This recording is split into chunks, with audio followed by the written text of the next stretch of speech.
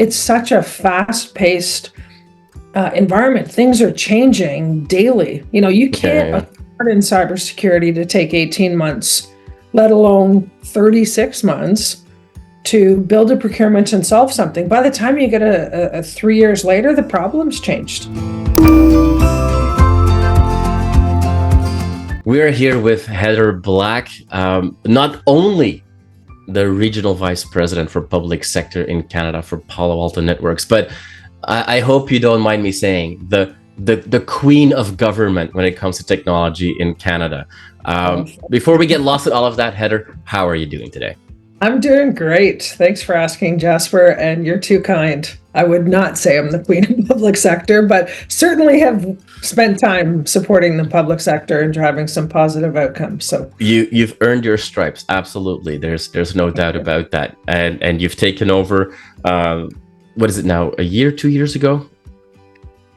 So joined Palo Alto in October of 23. So I'm just past my 6 months here, but have been supporting public sector exclusively for I'm going to say 20 plus years now. So how crazy that I genuinely thought that you were at Palo Alto for well over a year, but it's only been 6 months. There's a lot happening. It's probably, how did we jam all that into these short There you go. A lot's on the go. So it actually doesn't feel like 2 years. It feels like a fast-paced 6-7 months, but yeah. And part of that also, going through another year end for government. And as we're talking, the government's year end has come and gone, and it's in the rear view mirror now for over a month now. So what does, for somebody in a role like you, who've been working with government for so long, what does April and May look like for you? Oh, it's a great question. It's still busy. You think it kind of peters off. It's a bit of March Madness. Everybody knows that term. March Madness is in my world, basketball and government year end. But April and May, we've just wrapped April. It's our quarter end, and another phenomenal showing. So it just proves or debunks the myths. Governments don't spend in April. They actually do. So we're in planning mode now. We've come out of the quarter, and we're trying to accelerate some supportive customers for the next 2 months before we really get into summer kind of vacation time, when everybody recharges those batteries and then goes at it again in September. Yeah. So a question I want to ask you, because I've my entire career that has been in tech, I've always worked with organizations that supported government in one way, shape, or form. And the people that were really, successful at that, they had to build that journey. They had to have that experience and really understand working with government, and understand that these are usually more long-term strategy building. You can't just go in with like, hey, here's a solution for you and talk to you in a few years from now. It's a very unique skill supporting a beast like government on all different levels, definitely federal government. But then also I had that when I was working at Microsoft and I was supporting the public sector team there. You're at Palo Alto. Those are big organizations that are closely monitored by financial markets. You sometimes feel pressured, focus on short-term results, and every month those earnings have to be there. How do you, especially as you're building teams and coaching people on your teams, how do you balance that, supporting your customer with really a long-term strategy in mind, but working for organizations that have always going to have short-term goals as well? It's a great question. And I hear it all the time. Government's slow. They take a long time. That's not always true. There's many public sector organizations that have a business challenge or problem they need to solve. And with the right alignment, you can solve that really quickly. So procurements aren't 18 months in some cases. And it kind of goes back to how public sector entities set up, how they procure. We talk about supply arrangements. Well, if a supply arrangement and the contracting is set up, transactions can happen quite quickly. Less about, there's corporate expectations. There always is. It doesn't matter who you work for. But if you're servicing customers and it's a continual journey, there's always business coming to the closing part of a sales cycle. While you're looking and doing discovery for how do you help organizations solve other opportunities or other challenges within those organizations. So I think if we're doing our job well and we're having proper coverage, we've got many deals in a pipeline that are closing over various cycles, but cybersecurity, it's a great spot to be in right now too, because it's such a fast-paced environment. Things are changing daily. You can't afford in cybersecurity to take 18 months, let alone 36 months to build a procurement and solve something. By the time you get a 3 years later, the problem's changed in cyber, right? You have to be agile and solving it quickly. So I hear it a lot. I tell people, no, public sector can be as fast as private sector.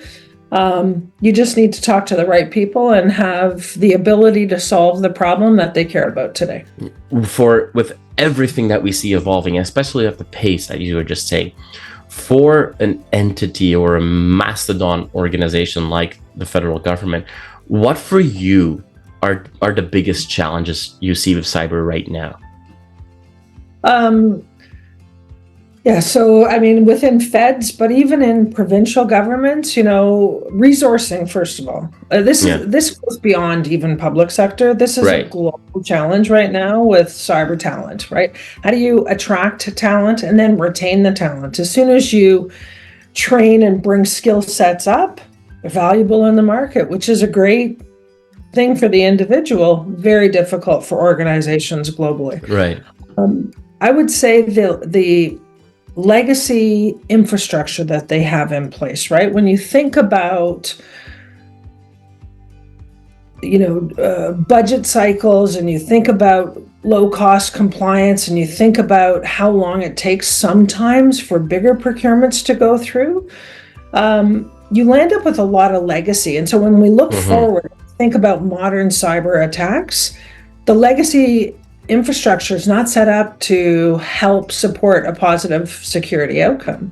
So you've got public sector predominantly looking at very point solutions. How do I fix a firewall? How do I fix my endpoint solution or IDS, IPS type solutions, instead of taking a more holistic approach and taking a look at how do they solve it with a platform type approach to cybersecurity. So I'd say the legacy is it's probably one of the larger challenges that they have. And then lastly, procurement. Some organizations have done an incredible job and they've set up those contracting vehicles where they can transact and be agile, whereas others want to go through very detailed procurement processes. And as I said earlier, by the time 2 years passes, the problem you're trying to solve has changed. So, but the good news is we see a lot of positive change in public sector across Canada in how they're looking to address procurement, because they recognize we have to be agile. Can't be a blocker to having a positive cyber outcome, right? Now we see, when it comes to any entity, but specifically when it comes to governing bodies, they need to be protected. They need to have a strategy, need to work with teams like yours to make sure that they are as protected as possible.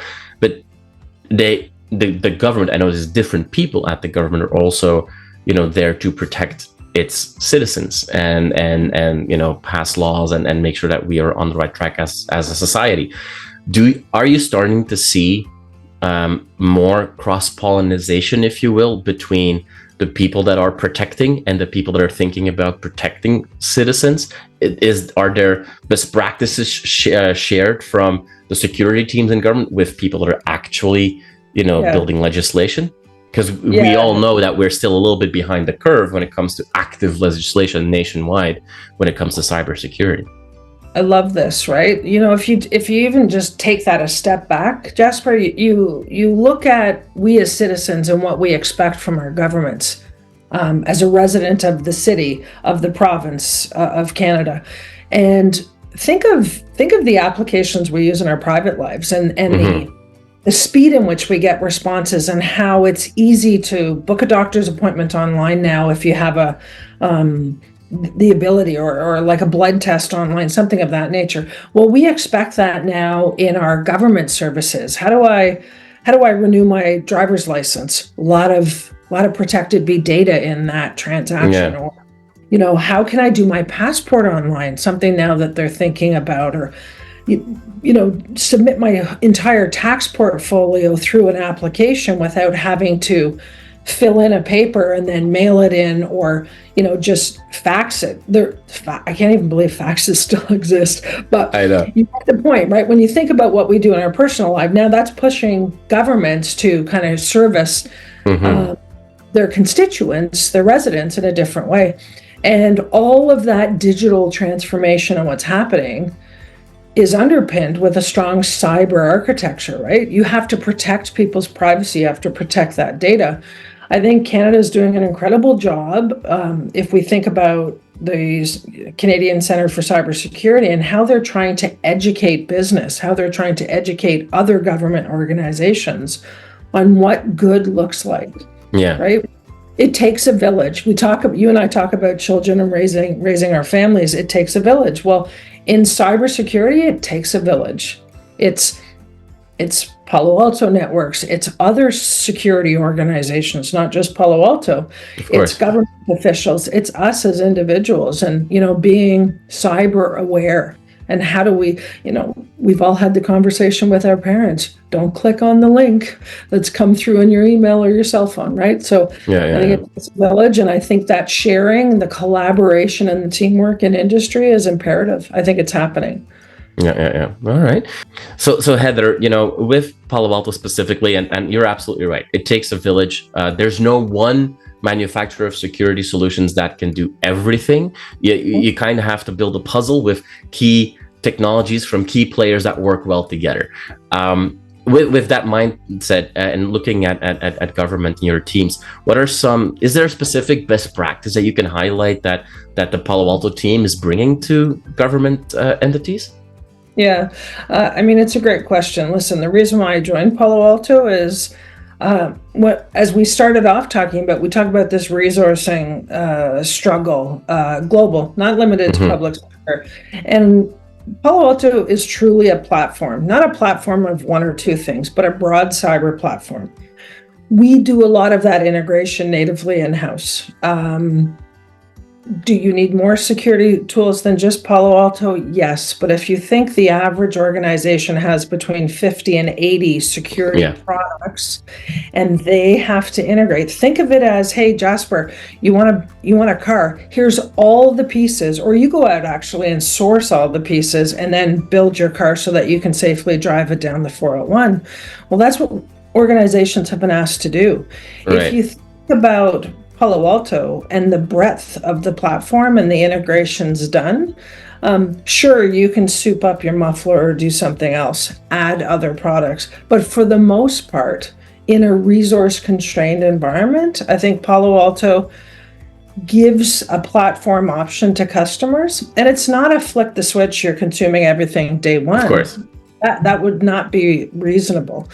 But it's how do you build a strategy on a 3-year roadmap of how do you continuously up your cyber posture, reduce your risk posture to drive those outcomes for the business.